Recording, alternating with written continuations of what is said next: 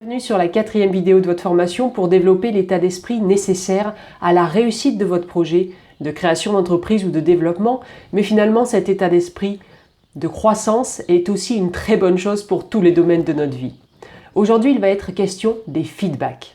Le terme feedback reprend vers les années 1950 un mot américain, d'abord utilisé en électricité, puis employé en cybernétique. Ce mot est composé du verbe to feed, qui veut dire nourrir, et du terme back, qui veut dire arrière. En fait, un feedback a un objectif d'autocorrection à partir de retours, de commentaires qui nous sont faits. En français, on parle de rétroaction. Une expérience a été réalisée avec des personnes de chaque état d'esprit. Leurs ondes cérébrales ont été observées face à des questions difficiles. Les personnes à l'état d'esprit fixe ne s'intéressent en fait qu'aux résultats qui portaient sur la qualité de leurs réponses, mais elles n'ont aucun intérêt à apprendre les bonnes réponses là où elles se sont plantées. A l'inverse, les personnes ayant un état d'esprit de croissance portent attention à l'information pouvant enrichir leurs connaissances. Écoutons aussi cette anecdote du docteur Carol Dweck. Une de ses anciennes étudiantes lui a raconté cela. Elle a soumis, cette étudiante, un article de recherche afin de le faire publier. Un tel article, il faut savoir, représente souvent des années de travail. Quelques mois plus tard, la revue vous adresse leurs critiques sous forme d'un rapport d'une dizaine de pages écrit très serré.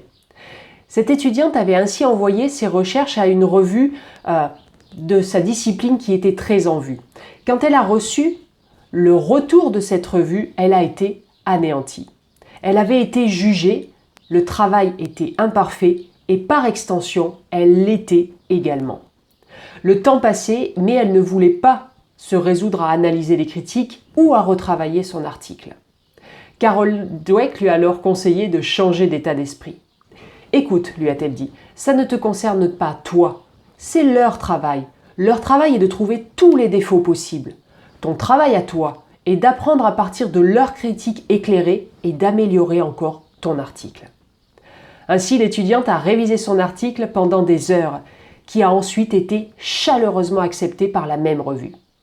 De cette histoire vraie, nous pouvons déduire qu'une juste attitude pour recevoir des feedbacks d'experts est de se dire que cela ne nous concerne pas nous en tant que personne.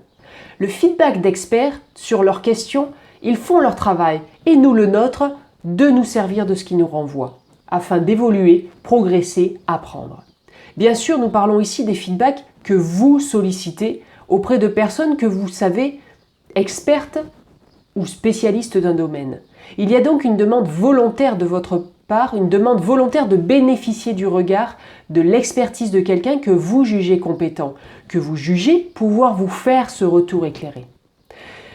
Ça n'est pas pour cela que c'est forcément simple d'accepter des retours. Nous avons tous en tête des histoires, des expériences, des souvenirs où on nous a critiqué sévèrement, peut-être sans droit de réponse, peut-être à l'école où il y a cette culture de pointer du doigt ce qui est négatif. Nous parlons donc ici vraiment de feedback que l'on souhaite positif et constructif. Si vous avez un état d'esprit fixe, essayez d'accepter les commentaires et les critiques comme des opportunités de développer vos compétences plutôt que comme un jugement sur vos compétences. Soyez ouvert à l'apprentissage et moins sur la défensive face à l'échec. N'oubliez pas, tout le monde fait des erreurs. Tout le monde fait des erreurs. Passons à votre auto-coaching. Comment pourriez-vous être moins sur la défensive, si tel est le cas, par rapport à vos erreurs? Et par rapport aux retours que l'on vous fait, comment pouvez-vous les prendre de manière plus sereine?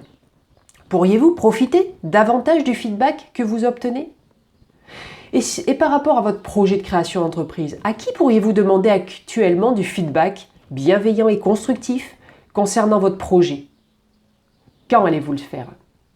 Je vous souhaite de magnifiques feedbacks. Vous verrez que si vous les prenez pour ce qu'ils sont, l'envie de vous faire évoluer de la part de la personne qui vous les renvoie, vous allez grandir encore plus vite.